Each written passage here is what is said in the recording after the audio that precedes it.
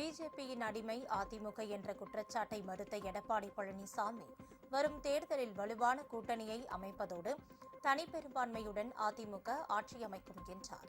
இதன் மூலம் கூட்டணி ஆட்சி அமைக்கலாம் என்ற பிஜேபியின் திட்டத்திற்கு அவர் முற்றுப்புள்ளி வைத்துள்ளார்.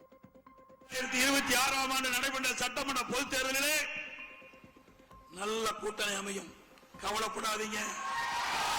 தேர்தலுக்கு முன்பு அற்புதமான கூட்டணி அமைக்கப்படும்.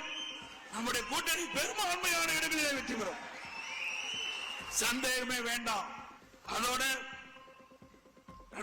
அடுத்த ஆண்டு 2026 ஆண்டு நடைபெற்ற சட்டமன்ற பொதுத் தேர்தலில் அதிமுக தலைமை தான் நம்முடைய கூட்டணிக்கு தலைமை தாங்கும். அதிமுக தான் ஆட்சி அமைக்கும். அதிமுக தான் தனி பெரும்பான்மையோடு ஆட்சி அமைக்கும். அடுத்த ஆண்டு நடைபெறுகின்ற பொது செயற்குழு பொதுக்குழு கூட்டத்தில் அதிமுக ஆட்சி நடக்கும்.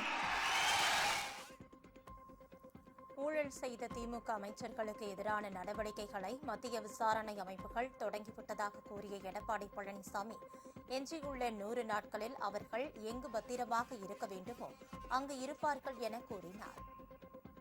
இப்பொழுது நகராட்சி குடிநீர் வழங்குகின்ற அமைச்சர் முதலா ஒருத்தர் போக போறார். 100 நாள் தான் இருக்குது தேர்தலுக்கு. அந்த 100 நாள எத்தனை திமுக அமைச்சர்கள் எங்கு போவார் தெரியும், பத்திரமான இடத்துக்கு போவாங்க. எப்பொழுது பார்த்தாலும் அதிமுக முன்னாள் அமைச்சர் மீது வழக்கு போட்டிருக்கிறாங்க அப்படின்னு சொல்லிட்டு இருந்தாங்க. இப்ப திமுக அமைச்சர் மீது எத்தனை பேர் மீது வழக்கு, இன்னும் எத்தனை பேர் மீது வழக்கு வர இருக்கிறது என்பதை எண்ணி பார்க்க வேண்டும். இதெல்லாம் பட்டியல் இருக்குது. இவரெல்லாம் தேர்தல் நேரத்தில் எங்க இருப்பான்னு தெரியாது, வெளியில் இருப்பது எனக்கு தெரியல. ஏன்னா நடவடிக்கை தொடங்கிட்டாங்க, பத்திரமா இருக்க வேண்டிய இடத்துல இருப்பாங்க.